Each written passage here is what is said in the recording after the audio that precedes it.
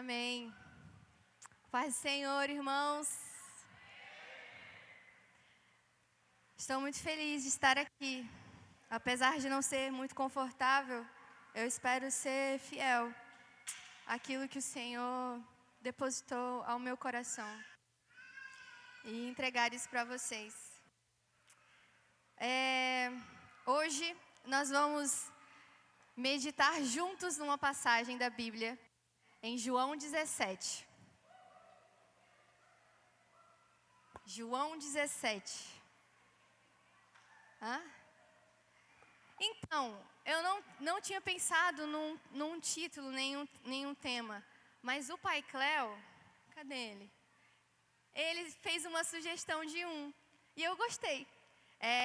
Unidade e glória compartilhada, se eu não me engano, é porque eu não escrevi aqui. Mas acho que é isso, né, Pai Cléo? Unidade e glória compartilhada. Nós vamos fazer a leitura de todo o texto juntos, tá bom? Todos encontraram? Amém? João 17. Pode deixar aberto ele que a gente vai percorrer por meio dessa passagem tão maravilhosa. Podemos?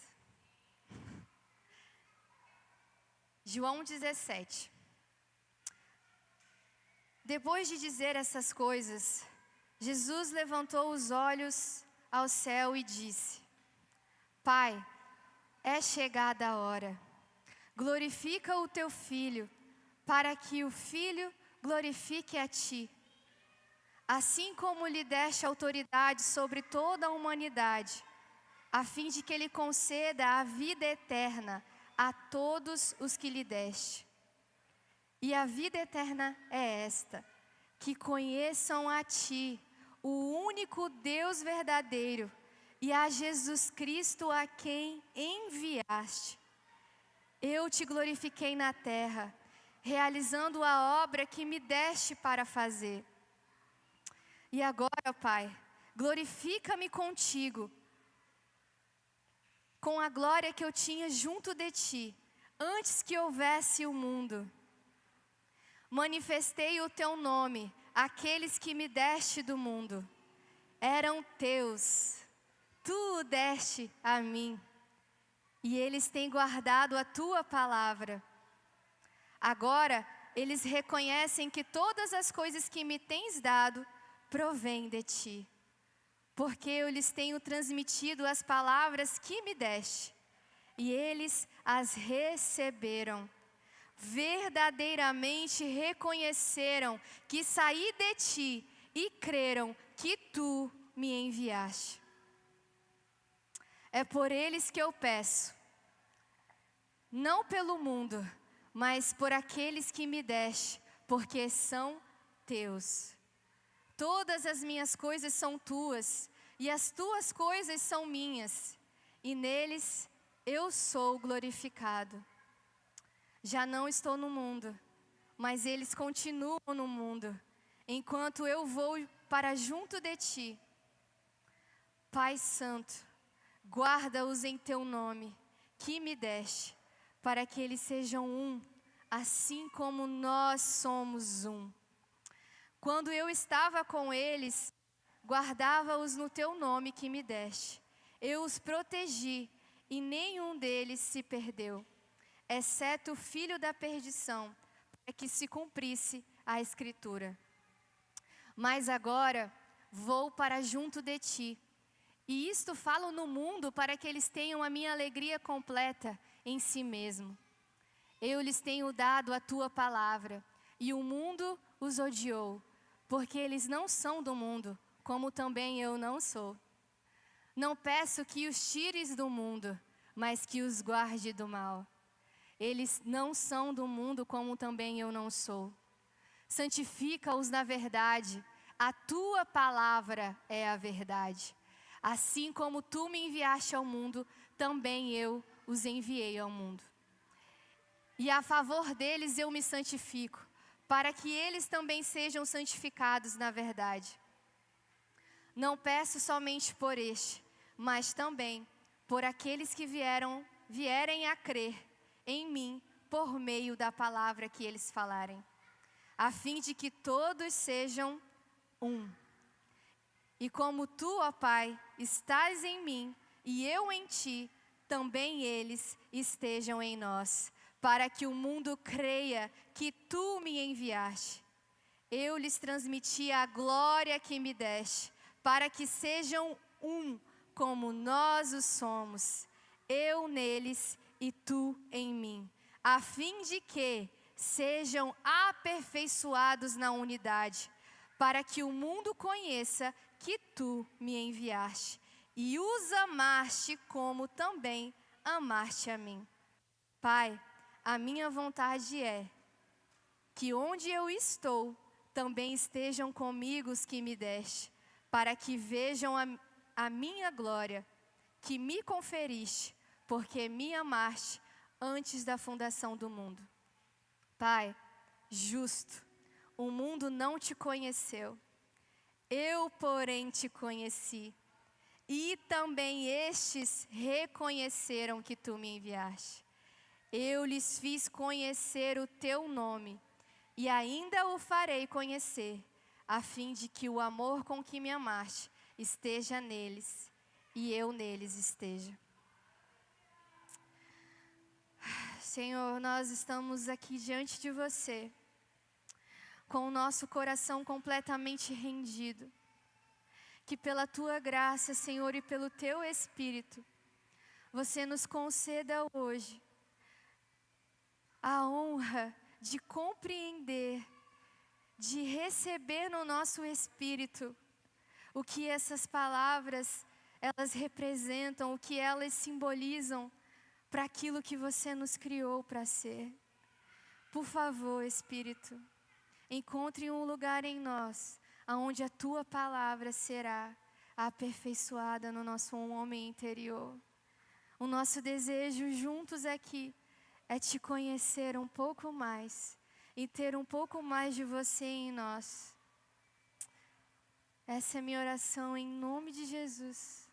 Amém. Irmãos, João 17. Essa é uma oração de Jesus por nós.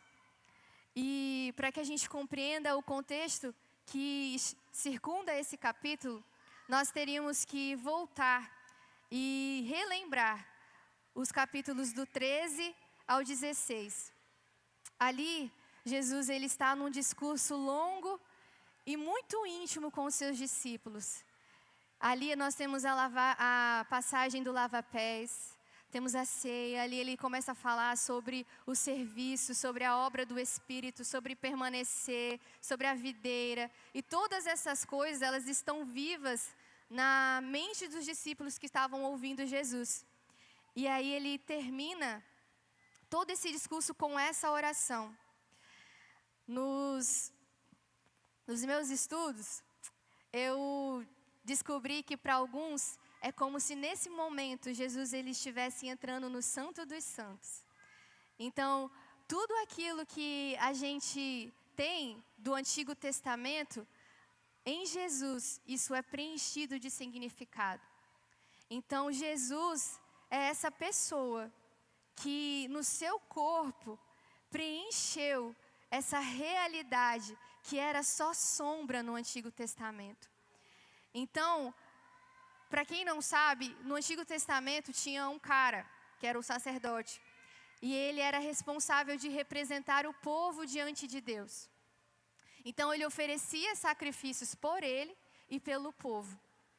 E tudo isso é uma chave para vocês que gostam de ler a Bíblia, para compreender o porquê de tantos detalhes, o porquê de tantas ênfases que existem ali naqueles rituais. Porque isso tudo apontava para o que Cristo faria. E nós precisamos lembrar que Deus, ele fala, ele se comunica dentro de uma realidade de homens limitados que nós somos. Então, ele sempre leva em consideração todo o contexto, toda a cultura que existia naquela época para então conseguir transmitir o seu desejo e a sua vontade. Então, no coração de Deus, sempre houve Cristo. Na verdade, ele sempre existiu. Então, ele encontrava meios de comunicar o seu propósito eterno. E aqui nesse início, eu queria falar sobre isso. Essa oração de Jesus, nós temos duas ênfases, que é a respeito do propósito eterno de Deus, que será Cristo e a igreja. Então, Jesus no seu ministério, ele vai exercer esses ofícios eternos, que nós vemos no Antigo Testamento, que é o profeta. Ele ilumina com a verdade os seus discípulos. A gente leu aqui que ele fala, eu dei as minhas palavras, eles reconheceram que eu vim de você, porque os discípulos conheciam as Escrituras. Então, Jesus veio para traduzir tudo aquilo, veio para dar sentido, tornar mais acessível o que eram aqueles mandamentos, o que eram aquelas ordenanças. Então, ele iluminou os seus discípulos com a verdade. E ele foi sacerdote, como nós já falamos. Ele intercedeu e nos santificou. E o mais incrível é que, se você ler João 17 em paralelo com o Hebreus, gente, é muito rico. É rico de informação, é rico de compreensão de como esse propósito eterno de Deus estava escondido e foi revelado. E as Escrituras falam sobre isso, que chegou então a plenitude dos tempos. Onde? Em Jesus. É como se toda a história da humanidade até aquele ponto estivesse aguardando pela encarnação de Jesus. Então, a gente tem esse Cristo, que é o sacerdote, que é a própria tenda, ele é o corpo dele, é o tabernáculo, e ele é o sacrifício. Então, ele é tudo isso em si. E nesse momento, nessa oração, porque ele estava para ir para a cruz, para consumar com o sacrifício. Então, ele está aqui no Santo dos Santos, intercedendo pelos discípulos e por nós. E está a ponto de ir para a cruz. Então, o propósito eterno de Deus nesta oração é que Cristo, Ele mesmo, tem a primazia em todas as coisas. E eu queria que vocês guardassem isso, para que a gente entenda que fazer convergir em Cristo é o desejo de Deus para nós. Todas as coisas, nos ter em Cristo e ter todas as coisas em Cristo é o desejo de Deus. E nós temos alguns versículos que falam sobre isso. Efésios 3:11 e Colossenses 1:19. Segundo o seu eterno propósito que realizou em Cristo Jesus, o nosso Senhor, aprove a Deus que nele residisse toda a plenitude. E tantos outros versículos que falam sobre isso. E o segundo objetivo dessa oração é nos mostrar que, junto de Cristo, está a igreja, unida a Ele. Então, nós podemos lembrar de todas as passagens que falam do corpo de Cristo, da noiva de Cristo, dos membros uns dos outros. Tudo isso fala sobre o desejo eterno de Deus, o seu Filho e a igreja. Mas a igreja, ela entra numa relação muito orgânica com Cristo. Mas uma coisa que eu queria deixar fincado aqui para nós é que a igreja, por mais que ela tenha um papel central no propósito eterno de Deus, ela não tem a primazia. Cristo tem, Ele é superior. E aí, sabe o que eu lembrei? Que existe uma mulher chamada Ana, que não é essa Ana, mas uma outra Ana, que nós não a conhecemos, mas que ela é uma mulher que ama tantas escrituras, que ela fazia comentários à mão daquilo que ela lia.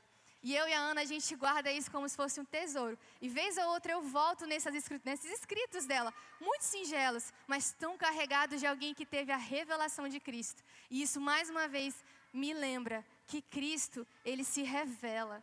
Não importa quem você é, não importa nada. Ele consegue se revelar de uma forma que é completa para aqueles que desejam a Ele. E lá ela fala que a igreja é a lua e que Cristo é o sol. E nós não podemos inverter isso, que a luz que nós refletimos vem de alguém que é Cristo. Então nós nunca podemos inverter isso. Tudo bem? Então, a glória da igreja está no quê? Está em refletir a glória de Cristo. E como que nós fazemos isso? Tendo o caráter de Cristo formado, forjado em nós. Essa é a glória da igreja. Tudo bem? Ok. Então, de forma geral, vocês podem dividir essa oração em duas partes. João 17, do 1 ao 5, que é só Cristo, e o propósito eterno de Deus em Cristo. E João 17, do 6 ao 26, que fala sobre os homens que me deste, que fala da igreja. Tudo bem? Estou falando muito rápido? Tá, dividi a oração em duas partes. João 17, do 1 ao 5, só Cristo. João 17, do 6 ao 26, a igreja. Tudo bem? Ok. Então, quando essa oração de Cristo, ela se torna uma realidade, e nós vamos explorar que realidade é essa. Mas o Pai Cléo, ele me ajudou a sintetizar em 3 pontos, que eu vou tentar, se Deus me ajudar, a conseguir passar isso para vocês. Mas em 3, se você não entender nada do que eu vou falar, lembra dessas 3 coisas, aí você me chama para um café, aí eu explico para você tudo de novo, com muita calma e com muita mais leveza. Então, qual o resultado dessa oração? A vida e glória compartilhada. Quando essa realidade da oração se encarna, o que ela gera? A vida e a glória compartilhada. Um amor recíproco. Propósito e missão compartilhados. Para gerar testemunho ao mundo. Tudo bem? Ok? A vida e a glória compartilhada. Um amor recíproco. Propósito e missão compartilhado, que gera testemunho ao mundo. Ok? Então vamos lá. A primeira parte da oração de Jesus, eu queria que a gente entrasse nela junto, porque isso aqui, irmãos, me cortou de uma forma muito profunda.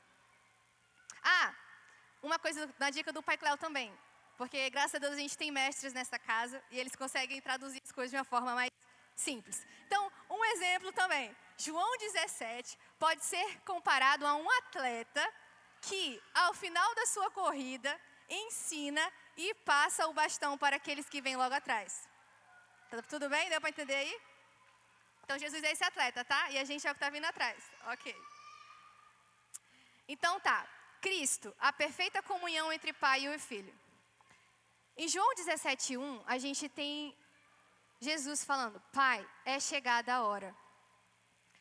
E isso daqui, chegada a hora, é um termo utilizado por João durante todo o livro dele. Porque diferente dos outros evangelhos, ele usa esse termo, é chegado a hora, para determinar um momento em que Cristo vai ser crucificado, vai ressurgir e vai ser exaltado. Tudo bem? Então, lá no começo do evangelho, a gente tem Jesus no primeiro milagre dele. E aí o que ele fala para a mãe dele? Mulher, não é chegada a minha hora. E aí lá no capítulo 12, ele fala, agora meu coração está perturbado. E o que direi? Pai, salva-me desta hora? Não, eu vim exatamente para isto, para esta hora. E que hora é essa? É a hora de ser glorificado.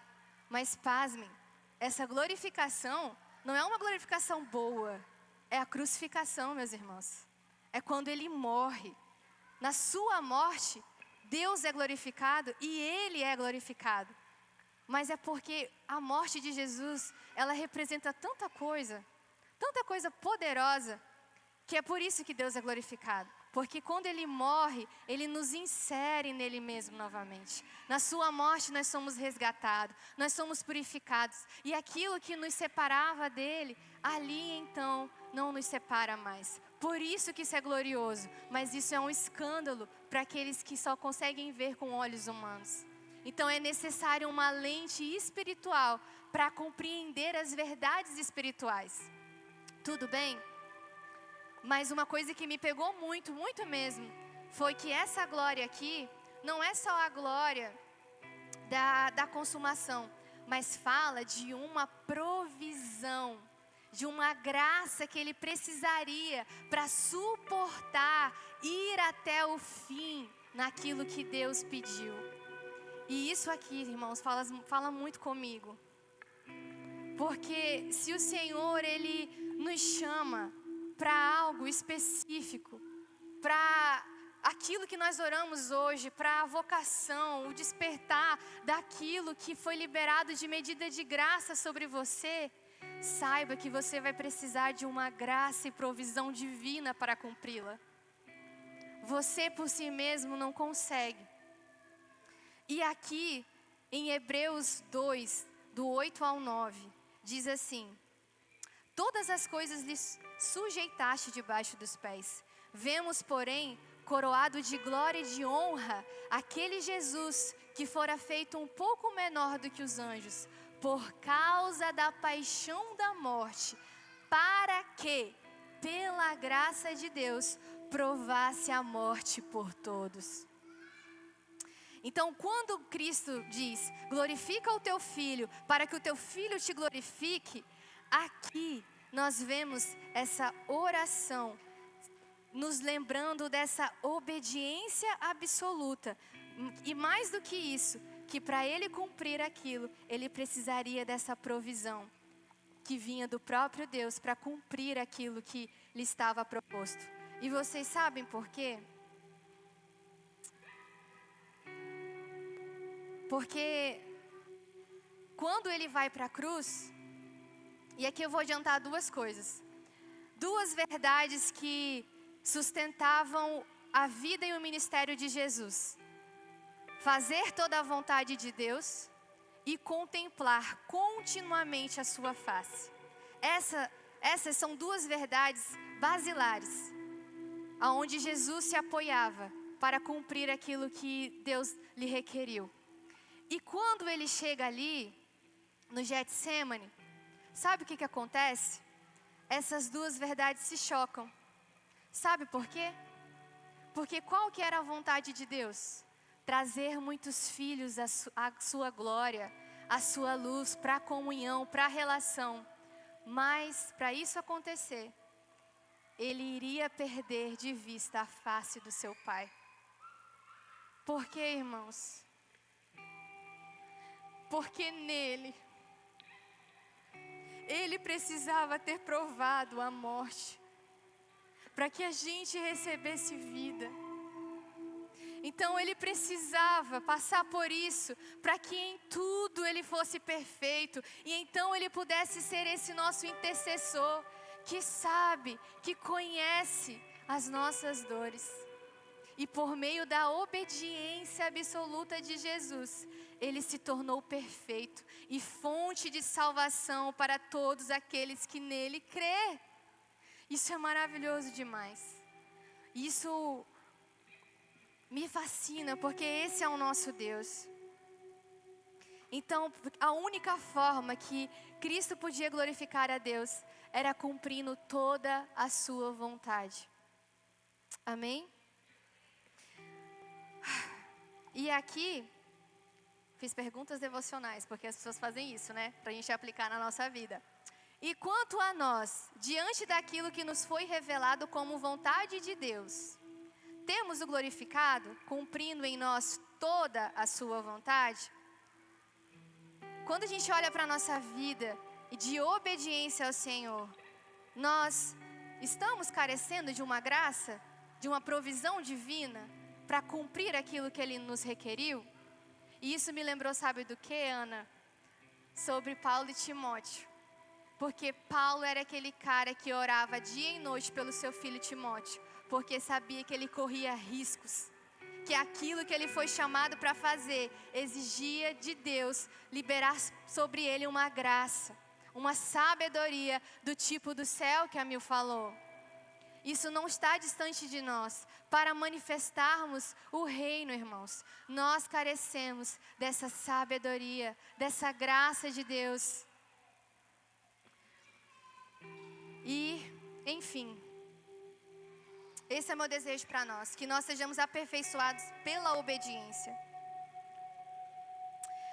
O segundo ponto que eu quero falar é a respeito da vida eterna. O versículo 2 e 3, que fala sobre conhecer a Deus, o seu Filho e aquele a quem enviaste, que é o próprio Deus. E aqui, meus irmãos, esse conhecimento, ele é um conhecimento espiritual. É um conhecimento que você experimenta, que você saboreia, que você sente, que você toca. Ele nada tem a ver com um conhecimento intelectual, uma informação. Não se limita a isso. Porque, como eu disse, Cristo, ele se revela. A gente não explica, irmãos, as coisas espirituais. O homem natural não entende. Vamos olhar para as Escrituras. Olha esse evangelho radical. Se não for pelo Espírito, você não consegue viver isso. Você não consegue conceber isso. Então, esse conhecimento espiritual de Cristo, esta é a vida eterna, irmãos. A vida eterna é conhecer a Cristo. E isso é muito bom. Graças a Deus que é isso. E enfim, e esse conhecimento se dá de várias formas. Dá na sua relação com o próprio Cristo, as disciplinas espirituais, a vida em comunhão, nas orações, no partir do pão, nos entranháveis afetos. E nisso tudo Cristo se revela. Então vamos nos apegar a isso, porque se você deseja crescer e conhecer a Cristo, esse é o caminho que Ele nos oferece. E aí o verso 4. Eu te glorifiquei na terra, completando a obra que me deste. E aí esse completando aqui me pegou também. Sabe por quê? Porque esse completando aqui é o mesmo que ele usa quando ele fala tetelestai, está consumado. Mas ele não estava na cruz. Mas isso já era algo, era uma convicção. E já estava resolvido dentro dele. Eu vou completar essa obra. Então nada desviou Jesus de cumprir aquilo que lhe estava proposto.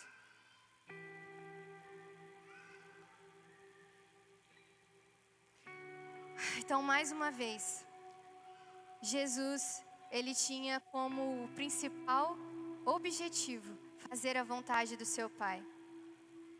Isso era a segurança do seu viver, do seu ser e do seu serviço. E isso também serve para nós, irmãos. Aonde estão as nossas fontes? O que sustenta a nossa vida? O que dita os passos que nós damos aqui, enquanto estamos aqui?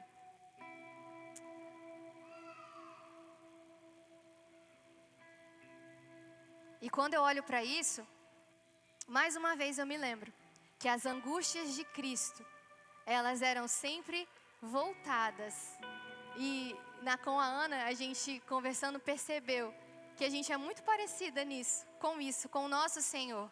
As nossas crises, elas estão em fazer a vontade de Deus. O como fazer a vontade de Deus. Como encarnar aquilo que Ele tem dito.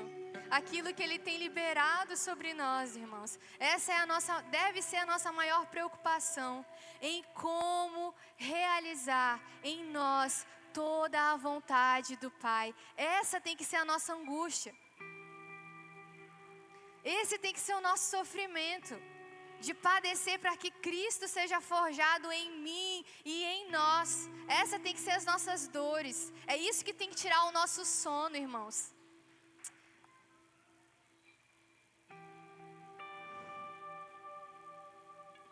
Então, em João 17:5, a gente tem um vislumbre de uma glória que existia antes da fundação do mundo, antes do mundo existir. Cristo estava lá com o Pai. E não só Cristo, irmãos, mas a igreja. Porque o que a Bíblia diz? Que antes da fundação do mundo, Ele nos predestinou para as boas obras, para sermos santos e irrepreensíveis. Ele nos escolheu como filhos e filhos amados.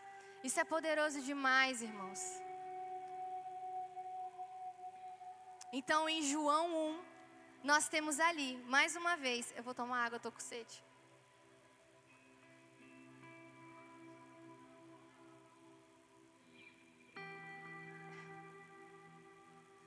No princípio era aquele que é a palavra. Ele estava com Deus e era Deus. Ele estava com Deus no princípio.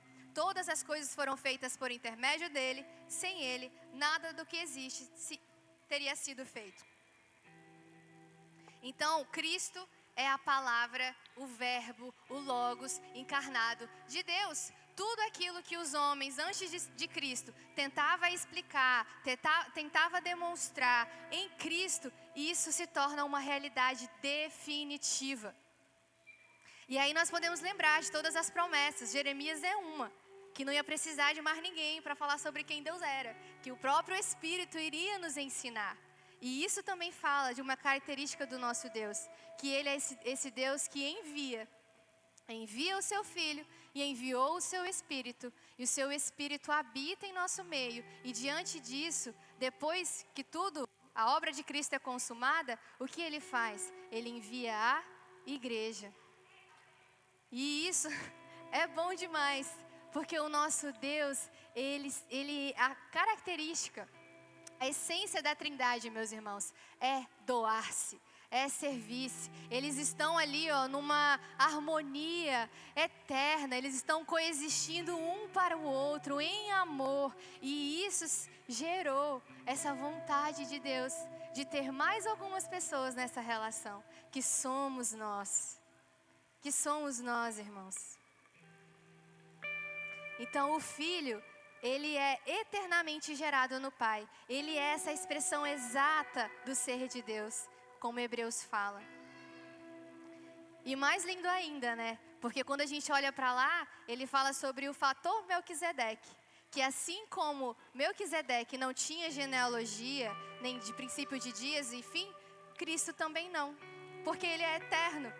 Então, esse sacerdote, nem linhagem genealógica ele tinha. Na verdade, ele tinha, da eternidade, né? Do próprio Deus. E isso nos mostra mais uma coisa, que... Pega para tu aqui, Tamara. Que é para tua palavra isso aqui. As verdades eternas, elas só podem ser concebidas com coisas eternas. Então, mesmo que Ele tivesse dado a Moisés, dado a Davi, dado para os profetas, uns vislumbres de como seria a tenda, de como seria a habitação de Deus, de qual é a adoração, tudo isso ainda não tocava naquilo que realmente Deus queria. Então, no que compete ao sacerdócio, aquilo ali foi ineficaz. Aquilo não serviu, aquilo não nos aperfeiçoou, aquilo não nos limpou em nada. Ele precisava de algo superior, algo eterno. E quem poderia senão Ele mesmo? Então, meus irmãos, esse Deus, Ele me deixa fascinada. E o mais maravilhoso disso tudo é que Deus nos chama para dentro dessa comunhão. Então, o propósito da salvação é nos conduzir a esse abraço eterno. É por isso que Cristo veio, é por isso que Cristo nos foi dado, para que a gente comungasse com Ele, irmãos. Enfim, eu vou tentar me adiantar aqui. Então nós já entendemos que Jesus revelou o nome de Deus, que Ele de fato foi esse cara que habitou entre nós, mas Ele representava a própria glória de Deus. Então Ele tabernaculou. Então para quem gosta, o Lucas, de coisinhas de estudo, a mesma palavra usada lá em João 1:14, que fala que se fez carne e habitou entre nós, ela também significa armou a sua tenda e habitou. Então Jesus, em seu corpo, armou a tenda de glória de Deus sobre a terra. Isso é maravilhoso, irmãos. Isso é incrível. Então Ele revelou plenamente quem o nosso Deus é. E nele habita a plenitude da divindade. Isso é lindo demais. E nós vimos a sua glória. Deus deseja se revelar, irmãos. Hoje a gente orou por isso. Mostra-nos a tua glória. Eu não sei vocês, mas eu quero ver a glória de Deus. Sabe por quê? Porque Jesus abriu esse vivo caminho, gente, até Ele. Nada nos impede, a não ser que você não creia. A não ser que você duvide que isso é uma realidade. Mas, quanto a mim, eu creio e eu desejo ver a glória de Deus. entrar nesse santuário, irmãos, entrar nessa intimidade, conhecer o meu Deus de perto, contemplar a sua face.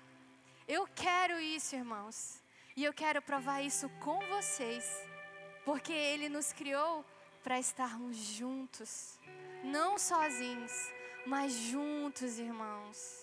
E é tão mais gostoso junto, né? É tão mais maravilhoso junto. Enfim. Outros 2 pontos que eu queria ressaltar é sobre esse intercessor. Eu rogo por eles. Cristo é o nosso intercessor. Ele vive eternamente para interceder por nós. Por isso que podemos nos achegar sem medo ao trono de Deus. Porque Ele está ali, intercedendo por nós. E Ele só intercede, irmãos, por aqueles que pertencem a Ele. Cristo é o Salvador do mundo, mas intercessor, Ele só é daqueles que pertencem a Ele. Por isso que Ele fala, eu rogo por eles, e não pelo mundo, mas por esses que pertencem a mim. A esses eu estou diante do Pai intercedendo. E por que também? Porque só quem é da igreja entende a igreja, irmãos. A gente é um povo estranho. Já te falaram isso? Eu ouço muito isso, que a gente não é muito normal. Então a gente, de fato, a gente tem uma linguagem diferente. A gente tem um modo de viver completamente diferente. A cosmovisão que nós temos sobre tudo é diferente. A gente vê o trabalho diferente, a gente vê ser família diferente. Então, tudo que nos cerca, a gente está procurando Cristo e manifestando Cristo. E o mundo não compreende. Na verdade, como ele disse, o mundo odiou, rejeitou, não reconheceu.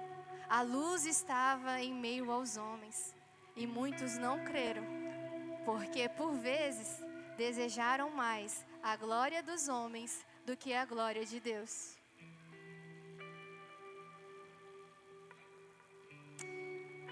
Ai, irmãos, já estou... Então, João 17, do 10 ao 13, eu quero aqui enfatizar algumas coisas. Tudo que eu tenho é teu e tudo que tens é meu, e eu tenho sido glorificado por meio deles, para que sejam um, assim como somos um.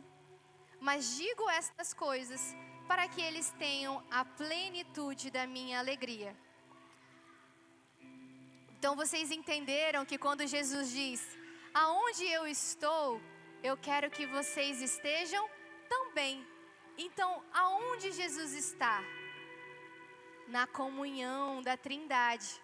E Ele ora para que assim como Ele está junto do Pai, eu e você estejamos também ali.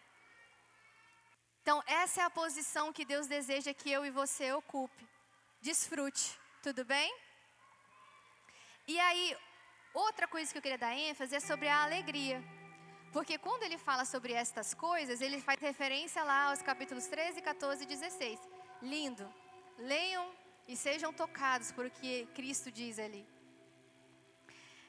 E ele fala que fala tudo isso para que a alegria dos seus discípulos seja completa. Por quê? Porque ali eles iriam compreender que a alegria que estava proposta a Cristo estava em obedecer completamente ao Senhor, mas também a nós, irmãos. Eu lembro que eu compreendi isso quando eu era muito adolescente, e parece meio bobo, mas aquilo ali me capturou, que Cristo, quando Ele estava na cruz, e as coisas espirituais, elas são atemporais, vocês sabem, né? Então, aquilo que era e vai ser, é muito recorrente. Então, quando Cristo está ali na consumação de todas as coisas, a alegria que viria depois diz respeito à igreja que nasce dele naquele momento. Então, não era só os discípulos, mas falava sobre todos os cristãos. E a gente vê ele orando por esses que viriam também. Queriam crer por causa da mensagem dos seus discípulos. Então a alegria de Deus, de Jesus, era completa porque ele via o propósito por dentro. Não era circunstancial. Ele via com os olhos espirituais o fruto do seu penoso trabalho. E aquilo lhe deu alegria, porque aquilo também era o prazer do seu pai. E o seu prazer estava em dar ao pai o que dá a ele prazer. Isso é muito gostoso, que esse seja o nosso desejo também. Que isso seja aquilo que queima no nosso interior. Então, a unidade dos discípulos, ela só é possível por causa de duas coisas. Primeiro, aí vocês podem colocar aí, a base da unidade, sei lá. A obra de Cristo e a sua redenção. E a obra... Não, coloca assim, obra do Calvário, obra do Pentecostes. Essas duas obras, elas não podem ser vistas de forma indissociáveis. Elas são muito necessárias e importantes, porque isso é o que nos permite usufruir, provar e manifestar a unidade. Foi por causa do que Cristo fez e por causa do seu Espírito em nós, que Ele fala, eu preciso ir para que outro seja enviado, que é o Espírito. O conselheiro, o advogado lá, o consolador, aquele que vai nos guiar em toda a verdade. Esse Espírito, ele veio sobre nós. Então, novamente, a obra de Cristo e a habitação do Espírito em nós permite que a gente desfrute dessa plena unidade que há, né, na Trindade, em Cristo e na igreja. Isso nos permite, porque só existe comunhão verdadeira, só existe unidade perfeita se for no Espírito. Se for no Espírito, irmãos. Senão, não é unidade, não é comunhão, é qualquer outra coisa, menos unidade, comunhão no Espírito.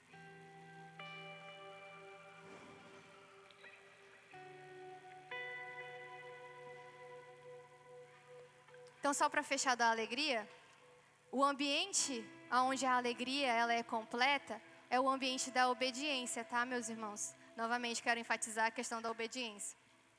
Que a alegria se torna completa quando nós obedecemos ao Senhor, quando nós guardamos os seus mandamentos. Não é assim que Ele diz? Aquele que me ama, guarda os meus mandamentos. E aqui há uma característica muito interessante, que a obediência, ela não te torna amigo de Deus. A obediência, ela caracteriza aquele que é filho de Deus, que ama a Deus. Você vê alguém que ama a Deus, é alguém que obedece. Ele não obedece porque ele ama e ele obedece.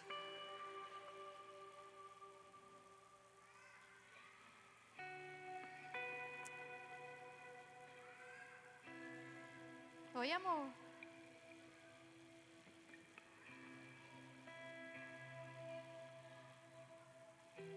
Santifica-os na verdade. A tua palavra é a verdade. A ferramenta prática, irmãos, para a santificação é a palavra. E aqui eu queria ler 3 versículos. Habite ricamente em vós a palavra de Cristo. Não se aparte da tua boca o livro desta lei. Antes, medita nela dia e noite, para que tenhas cuidado de fazer conforme a tudo quanto nele está escrito. Porque então farás prosperar o teu caminho e serás bem-sucedido. Porque a palavra de Deus é viva e eficaz, e mais penetrante do que espada alguma de 2 gumes, e penetra até a divisão da alma e do espírito, e das juntas e medulas, e é apta para discernir os pensamentos e intenções do coração. Nós damos o devido valor às palavras do nosso mestre? O quanto temos guardado ela no nosso coração, a ponto de sermos por ela transformados e aperfeiçoados. Sabe, irmãos, a minha oração, que é uma característica dessa casa, são aqueles que amam a palavra. São aqueles que meditam na palavra dia e noite, porque nela tem o seu prazer. e por elas eles são transformados de dentro para fora mesmo, do seu mais íntimo. Que nós, irmãos, sejamos homens e mulheres da palavra, que o Senhor nos fira com amor, mas que esse mesmo Deus que nos feriu com a sua palavra, Ele nos cure, a fim de extrair de nós uma essência que agrada a Ele, que é Cristo, irmãos. Deus não deseja extrair de nós um simples serviço, Ele quer extrair de nós uma essência, e essa essência é Cristo, meus irmãos. Então que nós sejamos santificados pela palavra, pela verdade que está aqui para nós, que tenhamos amor por isso, desejo mesmo. Então, por fim, juntando tudo aquilo que Deus fala sobre eu não tiro eles do mundo, mas eu oro por eles, em favor deles, eu envio eles ao mundo como eu fui enviado para que eles creiam. Essa santificação de Cristo em nós, ela está atrelada a uma missão. Então a gente não pode perder isso de vista. Lembra que eu falei que Deus envia o seu Filho, que envia o seu Espírito e a igreja é enviada. Então aqui tenha em mente a grande comissão. Ainda existe algo a ser cumprido. Ainda existe algo que Deus deseja receber de volta. Que são, irmãos, todos os povos, todas as tribos, línguas e nação. Ele deseja ser conhecido, Ele deseja ser exaltado, Ele deseja ser manifestado. E Ele deu essa missão à igreja. Até, irmãos, que todos nós sejamos um. E então Ele faça de nós a sua habitação permanente. Esse é o meu desejo, irmãos. É isso que arde no meu coração. É isso que me impulsiona todos os dias a obedecer ao Senhor, a ouvir a sua voz. Porque, irmãos, ainda não está completo. O coração de Deus ainda não está satisfeito. Ainda lhe falta uma parte, irmãos. Porque lembra que isso fala do propósito eterno dele? Então Ele nos convida para cooperar e devolver a Ele aquilo que dá a Ele prazer. Qual foi a promessa para Abraão? Ser pai de muitos filhos. Isso fala do nosso Deus. Ele deseja ser pai de muitos filhos. Então que os nossos dilemas, as nossas angústias, as nossas dores seja em fazer nascer filhos espirituais para o Senhor. Porque é isso que Ele espera de nós que somos a sua igreja, o seu corpo.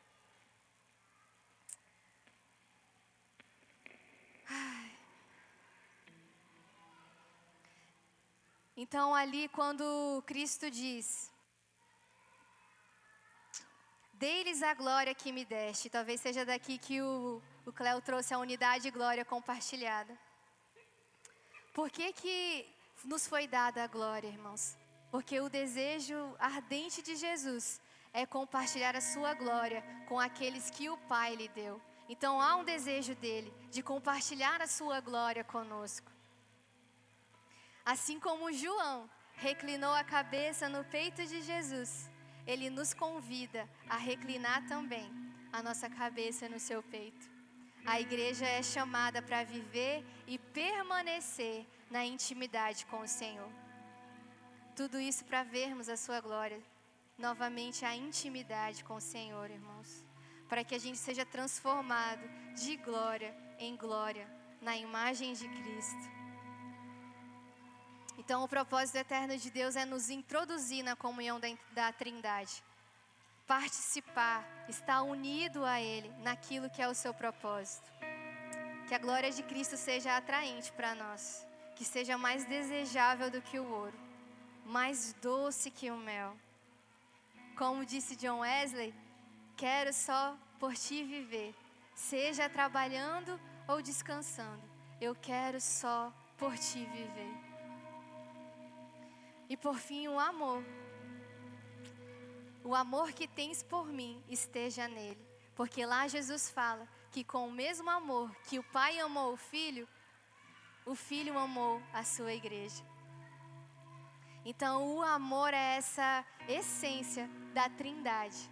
A essência dessa unidade é o amor, irmãos. É o amor. E foi o amor que fez com que ele enviasse o seu filho. E é o amor que faz com que ele queira para si de volta isso. Uma verdade tão simples, né? Mas tão poderosa. Então, o objetivo do Evangelho, em poucas palavras, ali em João, quando ele fala, um novo mandamento vos dou, nada mais é, irmãos, mas é tão desafiador, eu sei, amar a Deus e amar como Ele nos amou. Olha só que desafio, sermos capazes de amar, irmãos, como Ele amou. O nosso conceito de amor, ele, cadê Elis? Faz assim, A gente não sabe o que é amor, irmãos. Mas aquele que é amor está disposto a nos ensinar. E uma característica de alguém que ama, irmãos, é alguém que se doa, é alguém que serve. Eu ainda não sei o que é isso, irmãos. Eu estou aprendendo.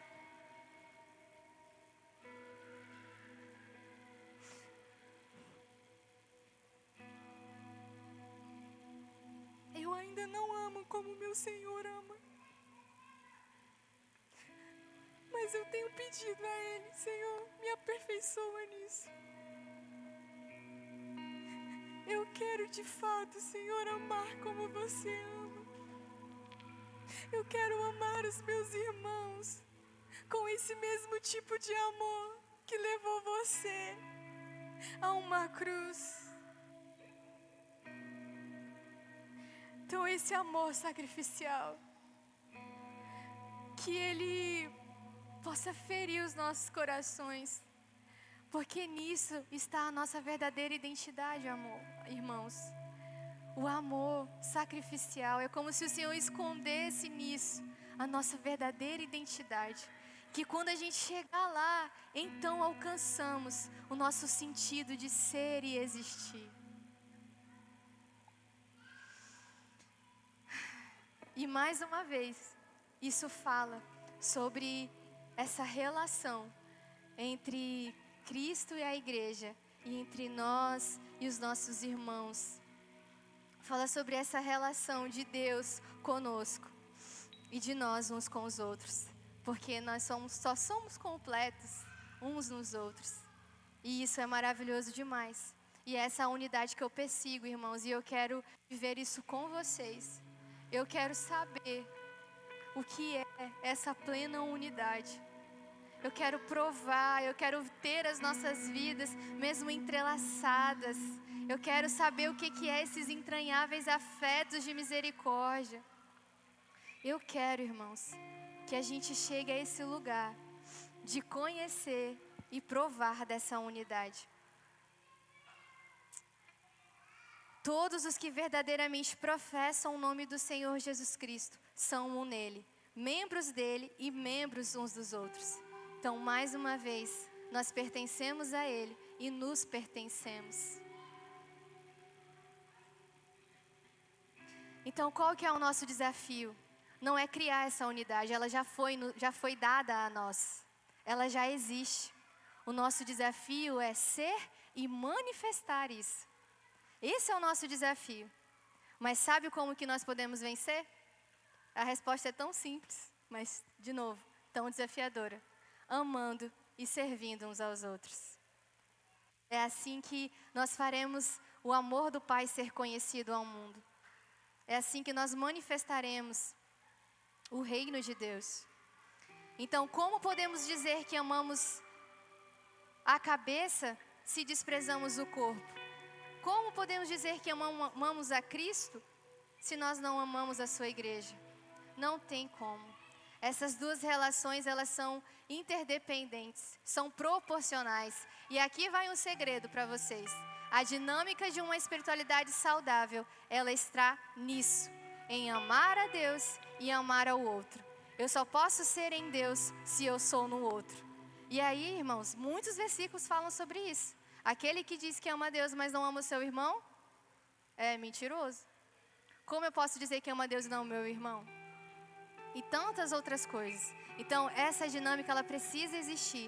Amar a Deus e amar ao outro. Eu sou em Deus e eu sou no outro. E isso é maravilhoso. Eu não sei se vocês já tiveram a experiência. Eu, particularmente, me permiti. Porque estava escrito, eu falei, eu quero provar isso. Eu quero saber se isso é verdade. Então, eu me lancei aos meus irmãos. E eu descobri muitas coisas que eu não sabia que existiam em mim. E não que veio de mim, mas que veio do próprio Senhor. E isso me alegrou, porque era Ele e não eu. Então, se eu amo o Senhor, eu amo saber quem eu sou para o Senhor. E o que há dele em mim que precisa ser extraído e manifestado. Amém? Então, não viveremos a plenitude da graça e da autoridade de Deus se não nos relacionarmos genuinamente com o cabeça e com o seu corpo. E para concluir, eu escolhi um verso de 1 Pedro 5, do 5 ao 7. 1 Pedro 5, do 5 ao 7. Cingi-vos todos de humildade, no trato uns com os outros, porque Deus resiste aos soberbos, mas dá graça aos humildes. E aí eu descobri uma coisa que me chamou muita atenção. Essa palavra, cingivos, que vem do grego, ela na verdade é uma palavra que era utilizada para distinguir um escravo de uma pessoa livre. Então, quando eles ouviram essa palavra vinda de Pedro, e quem foi Pedro, né, meus irmãos? E quem ele se tornou? Isso me alegra, porque Senhor, há esperança para mim. Se Pedro conseguiu, Senhor, eu consigo. Então, quando eles leram isso, ou eles ouviram, a imagem que vinha para eles era de uma pessoa que usava um avental. Mas não era qualquer pessoa, era um escravo. Estou falando, gente, que ser cristão é uns negócios? Quem entende isso? Só alguém cheio do Espírito Santo, não é, Mil? Só alguém cheio do Espírito Santo para viver essas verdades, meus irmãos. Então, em outras palavras, Pedro está dizendo: vistam todos o avental da humildade.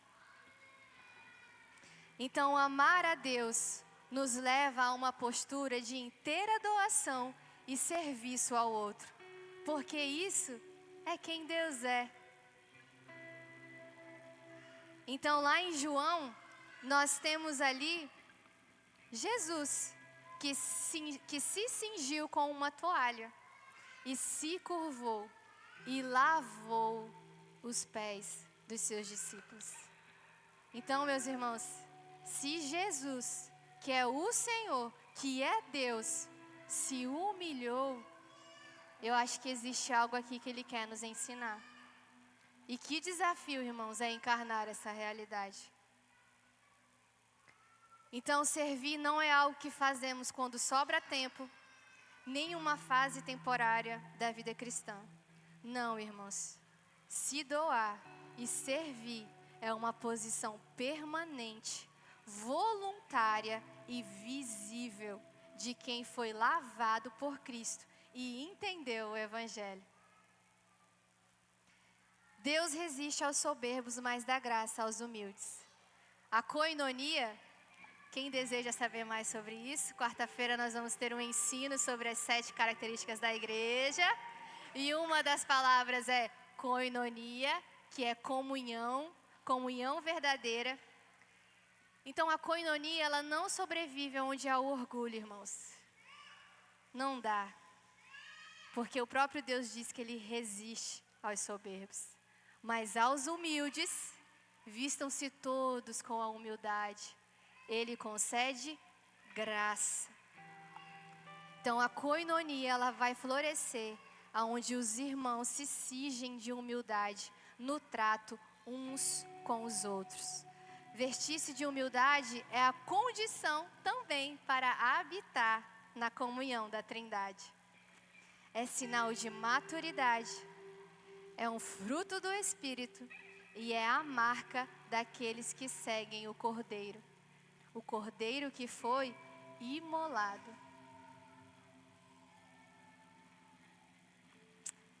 Por fim, irmãos, com tudo isso que eu disse, era só para nos lembrar do propósito eterno de Deus e diante de tudo aquilo que Ele tem falado sobre nós, para nós, a palavra de Deus tem sido liberada aqui, reiteradamente. Nós estamos sendo expostos a verdades que são capazes de mudar toda a nossa vida, que são capazes de fazer com que a gente se posicione para viver como o nosso Jesus viveu, uma vida que glorifica ao Senhor. E isso não deve ser algo impossível de ser vivido e alcançado, irmãos. A palavra da Mil domingo, irmãos. Como que aquela palavra me feriu.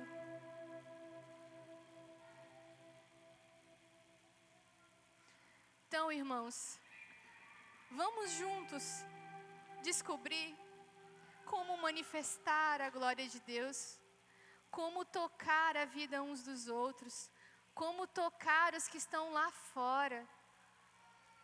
Pergunte ao Senhor como você deve conduzir aquilo que Ele confiou a você. O Senhor se importa com cada detalhe da nossa vida, irmãos. Que o Espírito nos capacite mesmo, que Ele nos dê uma sabedoria, para que a gente possa ser como José, irmãos, que a gente possa ser como Jesus, aqueles que manifestam o reino, a paz, a justiça e a alegria. Que a nossa glória seja manifestar Cristo, só Cristo, por meio da nossa comunhão, por meio do nosso amor, por meio da nossa unidade.